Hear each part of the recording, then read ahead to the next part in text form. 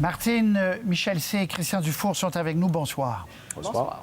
Bonsoir. Je le disais, une interpellation lors de l'étude des crédits. C'est un peu une entrevue menée par les chefs de l'opposition envers, dans ce cas-ci, le premier ministre. Donc, il peut y avoir des surprises. Première surprise, crise du logement. Manon Massé qui a attaqué, entre guillemets, sur ce sujet-là. Je vous fais entendre, ceux qui n'étaient pas avec nous en début d'émission, l'échange qui peut être étonnant qui a eu lieu, donc, un peu plus tôt à Québec. Ça coûte combien un logement à Montréal? Bien, écoutez, ça dépend de la grandeur du logement, là, mais je dirais ça peut-être commencer à 500-600 $ par mois, assez rapidement monter à 1 000 $ par mois. Et, Monsieur le Président, je sais que les étudiants, pour en avoir eu chez moi quand j'étais à Sainte-Anne-de-Bellevue, parfois vont se mettre 3-4 ensemble pour louer un logement, s'organisent avec les moyens du bord. Ça fait des mois qu'on parle, puis même ça fait 2 ans qu'on vous parle de crise de logement. Et là, quoi? On va capoter quand les tentes vont pousser sur le bord des autoroutes dans les prochains mois. C'est déjà commencé. Je trouve que le mot « crise » est fort. Il manque de logements. On est en train d'en construire 15 000. Je ne suis pas déconnecté. Alors, tour de table, je ne suis pas déconnecté, plaide M. Legault. Martine Biron, pour 500 $ se loger à Montréal, oubliez ça, ça n'existe pas. On a fait des milliers de reportages, la presse en avait un la fin de semaine dernière, presque des taudis pour 900. Qu'en pensez-vous? Bien, il n'a pas passé le test de la peine de lait. C'est un test fréquent là, qu'on entend des journalistes qui posent ce type de questions-là. C'est pas vraiment dans les cartons du gouvernement, la question de la crise du logement. Et le gouvernement est questionné là-dessus régulièrement, presque tous les jours là, à la période de questions. Et il martèle toujours la même réponse. C'est-à-dire, on avait 15 000 logements à construire que les libéraux nous ont laissés. Ils n'ont pas vraiment de grands projets. Ils ne sont pas vraiment interpellés par ce dossier-là. C'est sûr qu'aujourd'hui, la lumière a été passablement braqué sur la situation. M. Legault a dit que le taux d'inoccupation avait légèrement augmenté là, de 1,9 à 2,5, mais probablement que ça va sonner une cloche. OK. Michel C., qu'est-ce que vous en avez pensé? Souvenez-vous quand M. Couillard avait dit pendant la campagne électorale, une famille de 4 pourrait se nourrir pour 75 $ par semaine. Ça, c'est son 75 $ par semaine. S'il n'est pas déconnecté, je me demande ce qu'il est, parce qu'on ne peut pas se trouver rien à 500 $, pas une chambre, si tant est que les maisons de chambre ne sont pas soit libres au Québec, à Montréal. Et tout le monde le dit, c'est pas juste sur le plateau Mont-Royal puis dans les quartiers chics. Partout à Montréal, tout le monde le dit. Le mot que les gens se passent, c'est si t'as un logement, garde-le. Parce que tu vas avoir de la misère à en trouver un autre. Et inévitablement, les propriétaires en profitent, même si la Régie du logement veille, mais ça prend du temps avant d'avoir une audience à la Régie du logement. Alors, il y a un gros problème de logement à Montréal, puis c'est pas difficile de comprendre que ça va être un des gros enjeux de la campagne électorale municipale à Montréal. Donc, on va en parler pendant des mois encore. Oui, puis c'est pas que Montréal, hein? La première, deuxième, troisième couronne, même à Québec, ailleurs, ça se manifeste pas seulement à Montréal. Christian Dufour.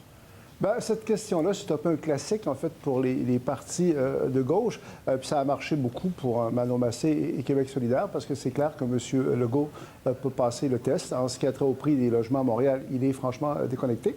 Et ça donne l'idée que peut-être que les politiciens devraient, une fois par année, en fait, subir un petit cours sur le prix du billet de métro, des peines de lait, de la livre de steak haché. Puis cela dit, pour le billet de métro, on pourrait comprendre, mais que M. Legault, en fait, sous-estime à ce point-là le prix des logements à Montréal, c'est plus gênant. Hein? C'est pas le prix du métro, parce qu'on comprendrait que le premier ministre ne prenne pas le métro. Donc à Montréal, on le dit, on le redit, je ne veux pas radoter ce qu'ont dit mes deux collègues, mais les prix des loyers sont beaucoup plus élevés que ce que pense M. Legault.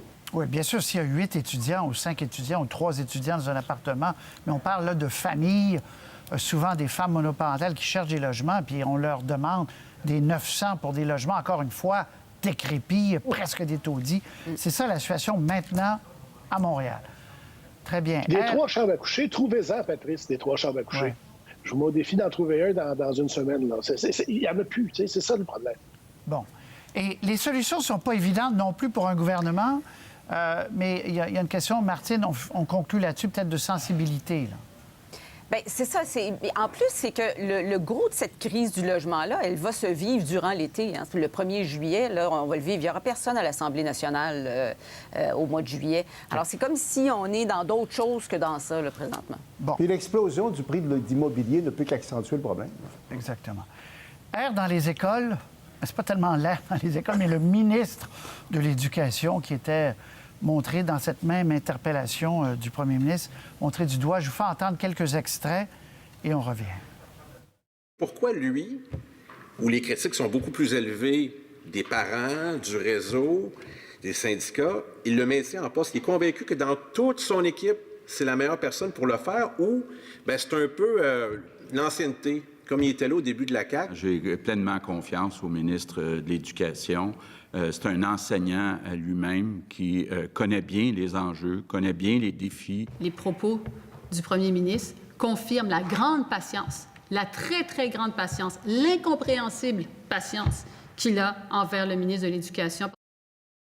Bon, il n'y a pas eu d'éléments nouveaux aujourd'hui, Michel C., mais c'est cette histoire où le ministre avait laissé entendre qu'il y avait eu l'aval de la santé publique pour faire les fameux tests dans les écoles, dans les classes du Québec.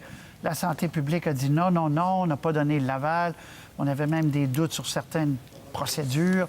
Bref, c'est cet imbroglio-là qu'il traîne.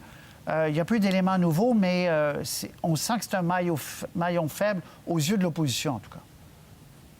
C'est actuellement le maillon faible du gouvernement, ça c'est clair. Et c'est pas pour rien que quand vous avez dit c'est une entrevue menée par les trois chefs de l'opposition, c'est assez exact comme description de l'exercice. Mais dans ces exercices-là, l'opposition va vers le maillon faible et ils en ont trouvé un parce que pendant des mois et des mois, c'était difficile de trouver qui on pouvait attaquer à la CAQ parce que les ministres, soit entrés en début de mandat, soit avaient l'air de bien performer. Mais là, ils ont Et la question de la ventilation dans les écoles, vous savez, la phrase célèbre maintenant de M. Roberge, c'est les tests sont parfaits, il n'y a pas de problème, on va tenir compte des critiques qui nous ont été données. C'est là ou c'est l'autre. Hein? Mais c'est des réponses comme ça qu'il donne actuellement. Et on essaie de renforcer son équipe autour de lui, on essaie de faire toutes sortes de choses, mais il reste le maillon faible du gouvernement. Oui, un petit mot là-dessus, Christian. Pauvre M. Roberge. Suis-je le seul à avoir encore un peu de sympathie pour lui? Parce que s'il n'en tenait qu'aux commentateurs, aux analystes, à tout le monde, là, ce serait... Attendez, vous n'avez pas entendu Martine encore. Non, mais je parle pas juste de notre panel, je parle... Donc, il serait plus au cabinet. Puis c'est un peu humiliant, quelque part, aujourd'hui, parce qu'au fond, il a été désavoué jusqu'à un certain point par M. Arruda, qui lui-même a perdu beaucoup des plumes, donc qui n'était pas confronté à un foudre de guerre. Mais plus sérieusement, c'est que ça fait ressortir à quel point M. Legault a de la difficulté, en fait, à laisser aller des ministres qu'il a choisis au point de départ. Il est très fidèle à son équipe. Bon, jusqu'à quel point, a-t-il raison ou pas, je ne connais pas assez le dossier pour aller jusque-là. Jusqu'à quel point c'est un véritable problème. Mais en tout cas, il y a une unanimité de tout le monde, d'après ce que je comprends, qu'il faudrait qu'il s'en aille. Hein, vraiment. Il faut se méfier des fois de l'unanimité. Il faut se méfier. Martine, on en a souvent parlé ensemble à ce panel. Est-ce que ça a évolué dans votre esprit, l'analyse sur le ministre Roberge? Oui, bien, écoutez, la ventilation, c'est un des exemples, parce qu'il y a d'autres dossiers. La ventilation, c'est à peu près, je pense, le seul dossier qui a traversé les 3 vagues de cette pandémie-là sans jamais se régler complètement. Et puis, je parle pas des maternelles 4 ans, puis je parle pas non plus d'abolition des commissions scolaires, qui est très difficile. Monsieur Legault n'a pas le choix de le défendre aujourd'hui parce qu'il ne veut pas faire un remaniement demain ou la semaine prochaine. Le jour où il lâche, il n'a pas le choix de faire un remaniement. Mais il y a beaucoup de voix autour de conseillers, autour de Monsieur Legault qui militent pour un remaniement substantiel après la pandémie, donner un second souffle à son gouvernement, probablement à l'automne.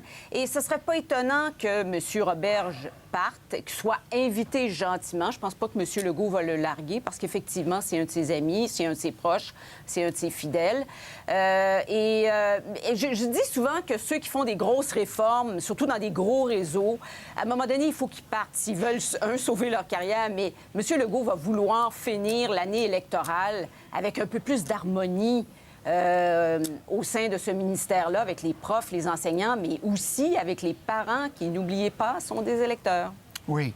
Et quand les négociations avec le réseau seront terminées, ça va aussi apaiser un peu les choses. Il faut quand même le dire, il y a un contexte. Oui, mais les parents, quand même, ne sont pas contents. Et ça, enlevons cet aspect-là des négociations, mais quand les parents ne sont pas contents, ça, les gouvernements n'aiment pas ça. Bon. Référendum sur le mode de scrutin. On écoute Mme Lebel. C'est terminé. Il n'y en aura pas. On est en pandémie présentement, en troisième vague. Il y a beaucoup de choses à faire dans la relance économique, dans la sécurité sanitaire. Alors, c'est pas Sonia Lebel dans son bureau qui dit « Oh my God, j'ai bien trop de choses à faire ». C'est pas ça le cas. Non, la pandémie a le dos large. Non, la pandémie n'a pas le dos large. La pandémie, elle est là. Alors, la ministre ne voudra pas l'admettre. Ça nous déçoit. Ça déçoit tous ceux qui ont porté leur confiance dans ce processus. On croyait que le gouvernement de la CAQ aurait honoré son engagement. Il n'en est rien. Bon, il n'y en aura pas de référendum sur le mode de scrutin lors de la prochaine élection. Martine, c'est un peu écrit dans le ciel. Là, c'est réglé. Là. Oui, on ne tombe pas en bas de notre chaise. De toute façon, il n'y a pas de manifestation dans la rue là, pour un référendum sur le mode de scrutin à la prochaine élection. Puis c'est vrai que la pandémie est là et qu'il y a eu beaucoup d'enjeux à régler. Cela dit, le gouvernement de la CAQ est celui qui est allé le plus loin dans ce dossier-là en déposant un projet de loi. Ni les libéraux ni les péquistes qui ont discuté, où il y a eu des débats épouvantables dans tous les caucus là-dessus, parce qu'une fois au pouvoir, les caucus sont moins friands de ce type de promesses-là. Il reste quand même que le gouvernement a déposé un projet de loi. Et à sa décharge, je dirais que Sonia Lebel, elle est sincère. Je pense c'est celle qui a été la plus sincère au sein de ce gouvernement sur ce dossier-là et elle voulait vraiment le mener à bien. Bon, Michel C., vous n'êtes pas étonné non plus? Non, écoutez, c'est pas la pandémie qui a eu raison du réforme du mode du scrutin. Et avec égard avec mon ami Christian, c'est pas son livre non plus, c'est le fait que les députés du parti ministériel ne veulent pas en entendre parler quand ils ont été élus par une solution gagnante. Ils veulent garder la solution gagnante. Ils sont pas pires en cela que le gouvernement de René Lévesque avant eux ou de Jean Charest avant eux qui avaient fait les mêmes promesses. Ils sont pas mieux non plus. Mais je veux dire, le vrai problème de tout ça, c'est que les députés d'arrière-ban qui se sont fait élire disent on ne changera pas le système qui nous a fait élire, c'est juste pas vrai. Et il y a eu une révolte du caucus, comme il y en a eu une dans d'autres partis, puis ça ne passera pas. Donc, si jamais on se reporte, là, pas la prochaine fois, en 22, donc s'il y avait un référendum, ça serait en 27 pour 26. Application entrant. Mais là, Christian, c'est reporté aux calendes grecques, là. Oui, remarquez, en politique, les projets comme les personnages peuvent avoir plusieurs vies, donc on ne sait jamais.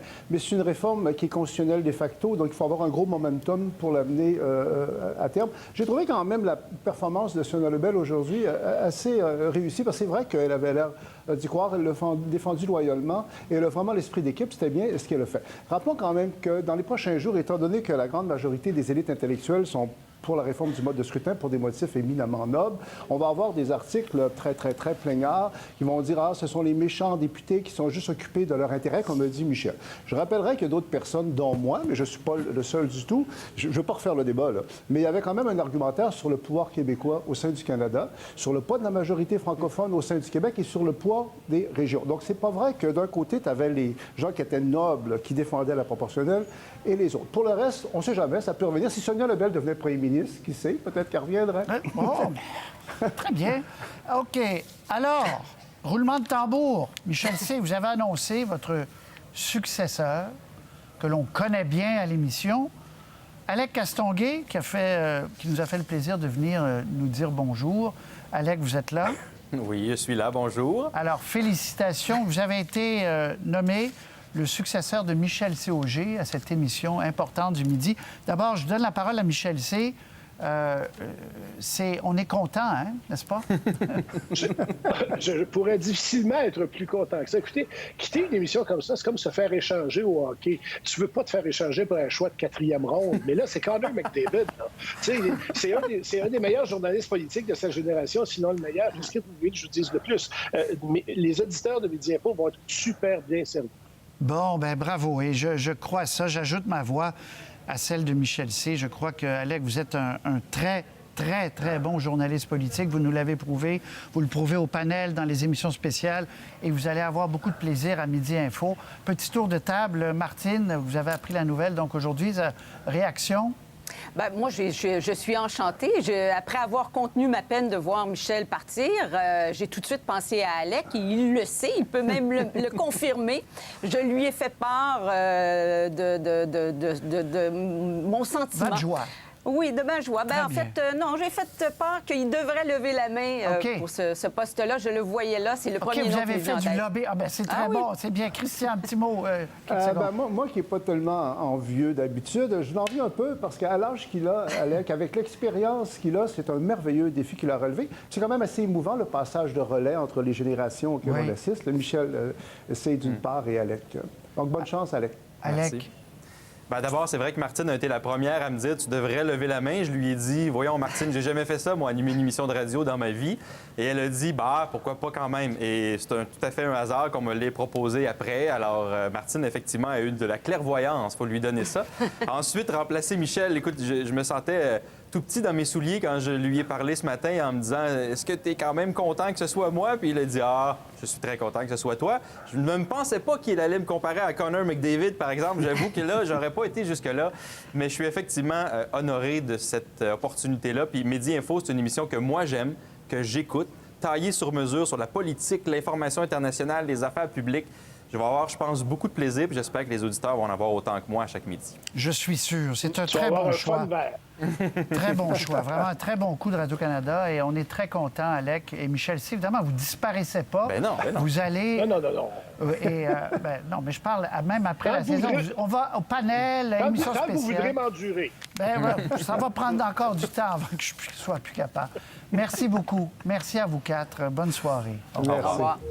Pour voir nos émissions en entier, rendez-vous sur la chaîne ICI RDI.